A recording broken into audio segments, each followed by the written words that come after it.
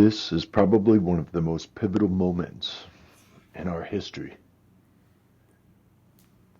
The entire world is reacting to BLM.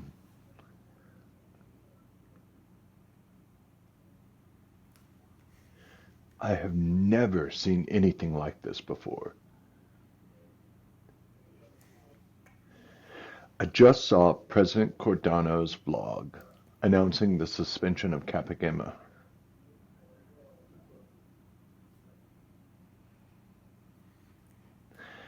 I saw Phi Kappa Zeta, the proposition that they be disbanded.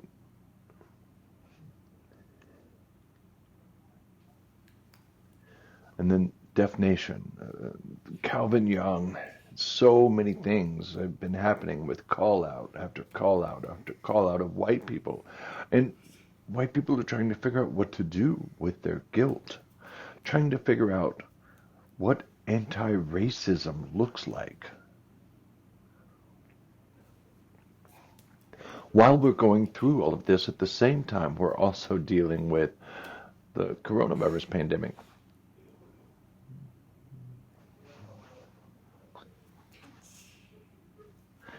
I think this is what we would call a perfect storm.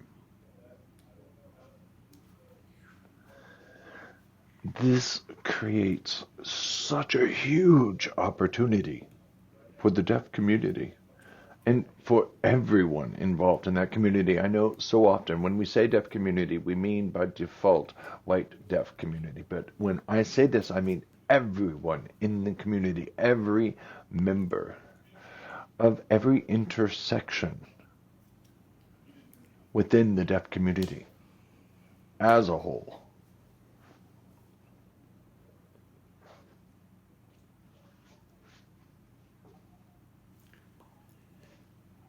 I've been thinking about something, the concept of maturity, for really a long time. But for the last, I'd say, a couple of years, really deeply thinking about the concept of maturity.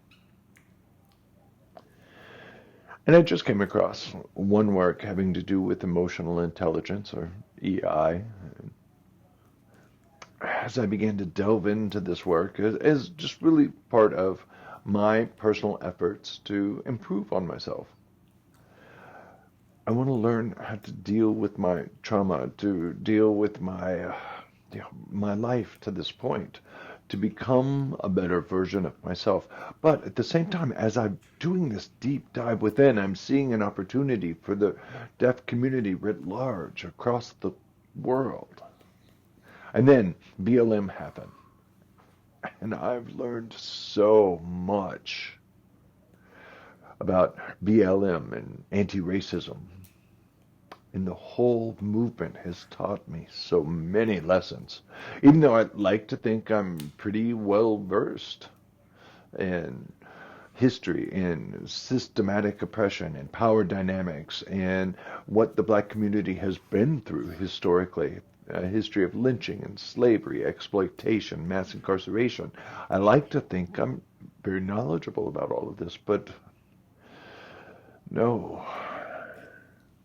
There's one idea that I've really started to think through. Well, maturity. And white, I mean, emotional maturity. Look, I signed white, but what I mean is emotional intelligence. It's really the same thing as maturity. Maturity is all of that in a single word, but it represents emotional intelligence. Emotional intelligence has 5 aspects: self-awareness, self-regulation, motivation, empathy, and social skills. Those together comprise emotional intelligence.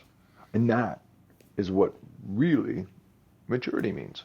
So our understanding of maturity has often been the thing that distinguishes a child from an adult, right?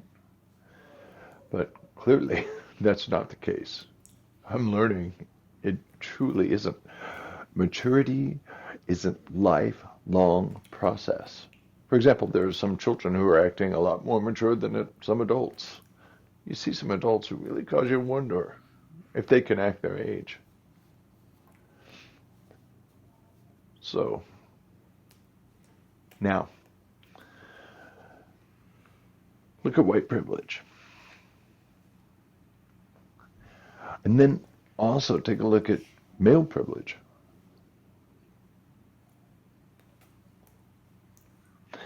When you look at the world and you look at what group has the most power, or at least perceived power, it's hearing, straight, cisgender, white men, Christian Protestants, right? That's the group.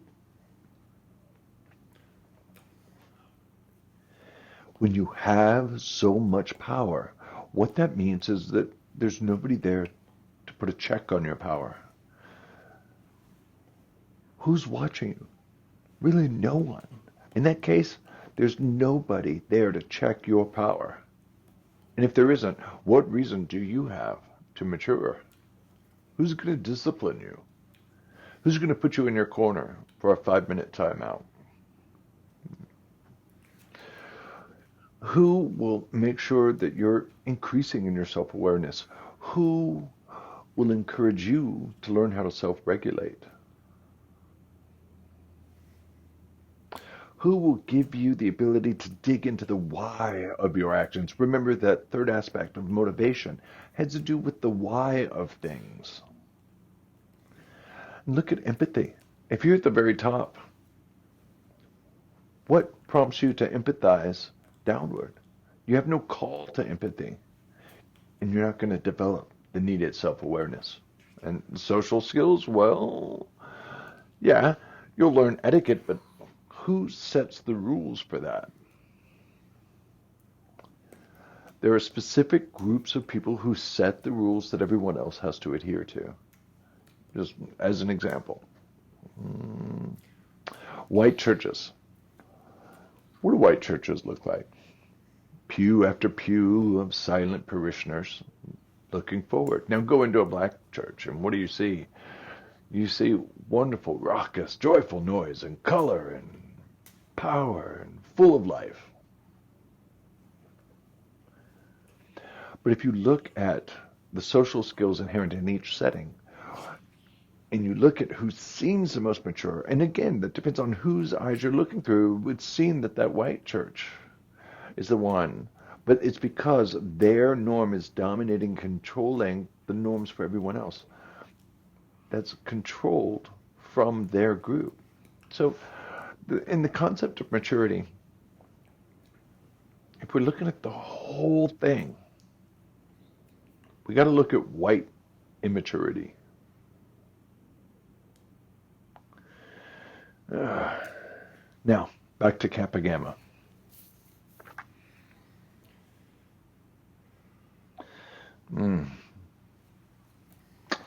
Let's look at the founders of Kappa Gamma. A hearing man, a white hearing man, first of all, along with several students. I quickly did a little lookup of Kappa Gamma history, and it said Percival Hall and 3 students founded it. In the 1900s, well, 1901. And look at that time. White privilege was profound. They were at the top of the ecosphere, and had all the strength and power of the day. And then look at the idea of a man and what it means to be a man. Basically, we're talking about toxic masculinity. That the man is the patriarch and must establish the rules and must not be emotional, must not cry, must toughen up and walk like a man, and so on and so forth.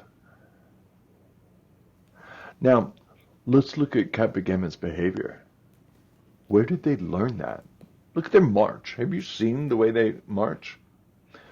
Look how stony-faced they are in their march.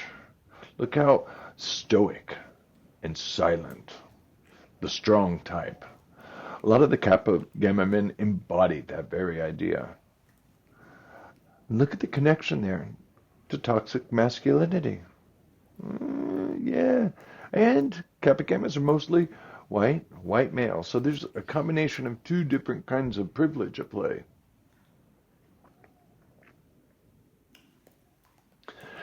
Is it surprising that they behave that way in Kappa Gamma? Not to me at all. Because look at who taught them that. I understand the president's decision to suspend the fraternity, whether I agree with it or not. Now, I've seen the discussion of the possible disbanding of Phi Kappa Zeta. Well, I'm going to say my own personal feelings about these, or about specifically Phi Kappa Zeta aside, whether or not I support the idea of the disbanding of the organizations, I'd have to say no. The community, well, let's look at how the community reacts to these two sororities and fraternities. It's mostly been negative, not positive. But look again at the why of it.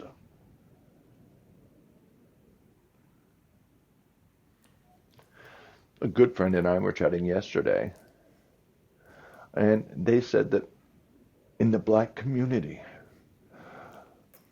a core of activists who push for change that has really bred strong leaders who engaged in leadership and self-actualization. A good source of that has been black fraternities and sororities, and they talked about feeling that those fraternities and sororities served vital roles in developing leadership and what it means to be a leader. And I think there's a lot to be said there. So now, let's come back to Gallaudet University.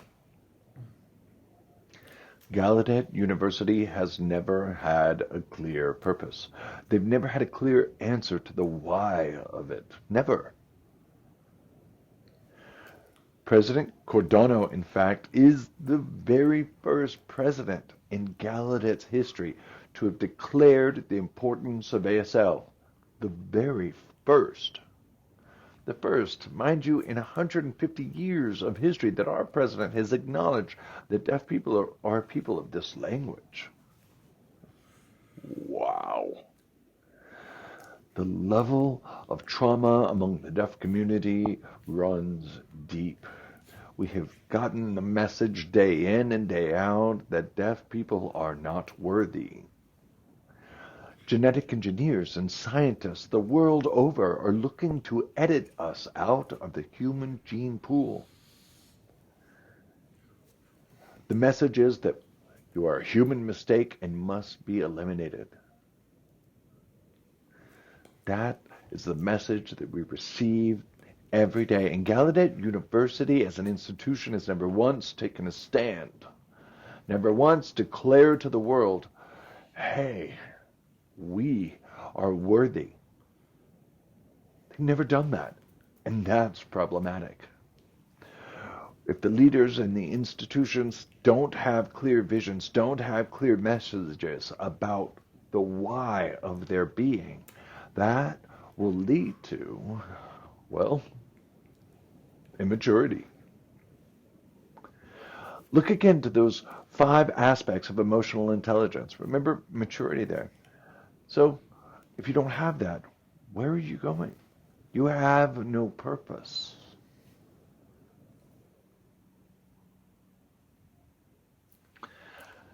This presents us with the greatest opportunity for growth, for ownership.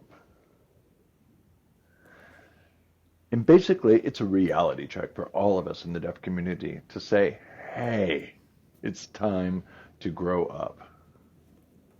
You know, and I'm not talking about go from being a kid to be an adult. I'm talking about being the best version of ourselves that we can be.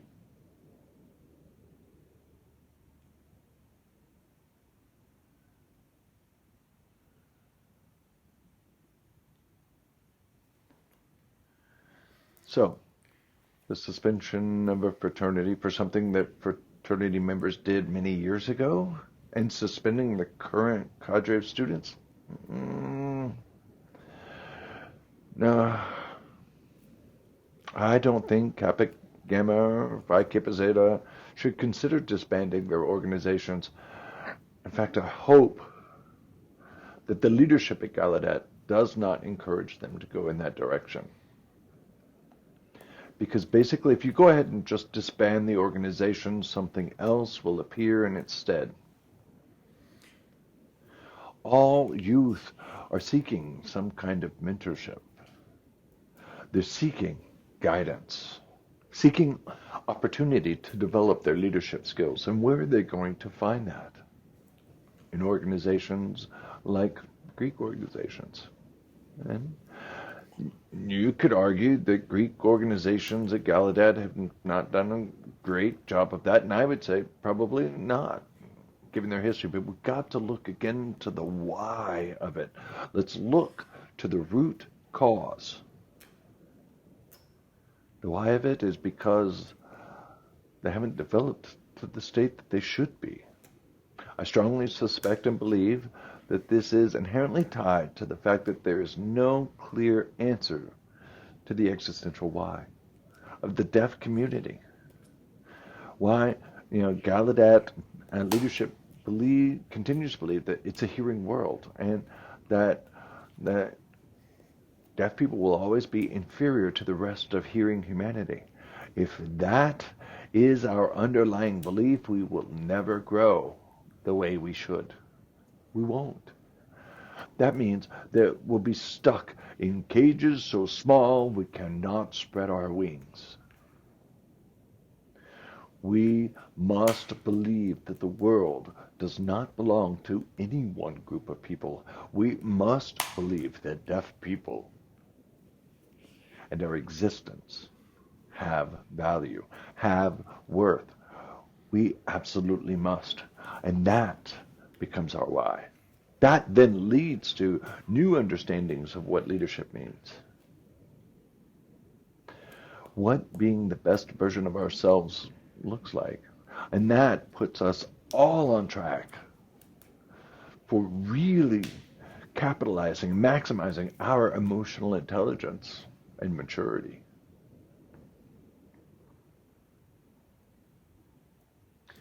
The opportunity is here. BLM has taught us that. BLM and the work of anti-racism directly says to white people that you are grotesquely immature.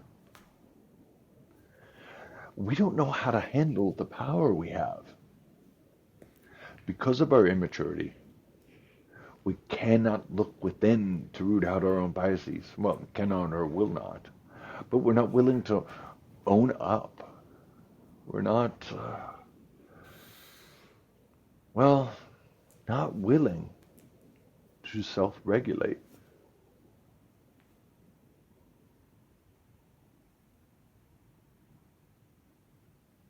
Generally, white men have long since been running unchecked, but doing so lacking self-awareness and lacking needed empathy. We all need to stop with the pointing at others and calling out, and we have to start looking within, looking at ourselves, asking ourselves, what is it that I'm not doing? Change starts with you. It starts with me. It starts with us looking within. Am I mature? Do I really have all 5 aspects of emotional intelligence? Am I able to self-regulate my thoughts and actions? Am I self-aware? Do I know my own thoughts? Do I know my own biases? Do I know the privileges that I have? And do I understand the words that I'm using and how I'm using them? Do I understand how powerful that is? That's an important part of self-awareness. We have to understand ourselves the best we can. That in turn helps us to understand others. And that leads to fostering the growth of empathy. We're able to look within and understand ourselves and see that reflected in others. We can imagine our own needs. We can understand our own needs and imagine the needs of others because of that. And that leads again to the question of motivation. The ultimate why. Why when you wake up in the morning, what do you live for? What purpose do you have? What underlies your actions? What's your motivation? And then, let's see, social skills. Well, you know, when we know how to listen, when we can set our ego aside to truly engage with others, I mean, that's a lot. That's a lot. BLM has taught us that. And the best part of the whole pandemic, the COVID pandemic, is really, I love it when I finally understood this, is that you can see how quickly people change their behaviors, how fast governments can change their priorities, how fast they're able to pass bills like the stimulus bills, create policy changes. The entirety of humanity the world over is shifted. The daily routine has been put on hiatus. People are staying at home. They're wearing masks, sanitizing everything, being mindful of others, keeping physical distance away from others, washing their hands all the time. And, changing the way that we work. We're seeing the flaws in our system, and the whole pandemic has created immediate change within the span of a couple weeks, a complete change of rules, policies, budgets, finances, behaviors, thoughts, everything, almost overnight. So this pandemic shows us what we're all capable of doing when we believe in what we're doing. If so, then again, the deaf community, if they have clear conviction, if Gallaudet leadership's, NAD leadership, if CSUN's leadership, CSD's leadership, all of these large deaf institutions, NBDA, if all of them understand this conviction, understand the why of us, have that motivation, and at the same time understand what we're all capable of when we're united, when we're united in that belief, we can move where we want to go and do it quickly. Transformation is very much possible, but cannot happen without clear purpose.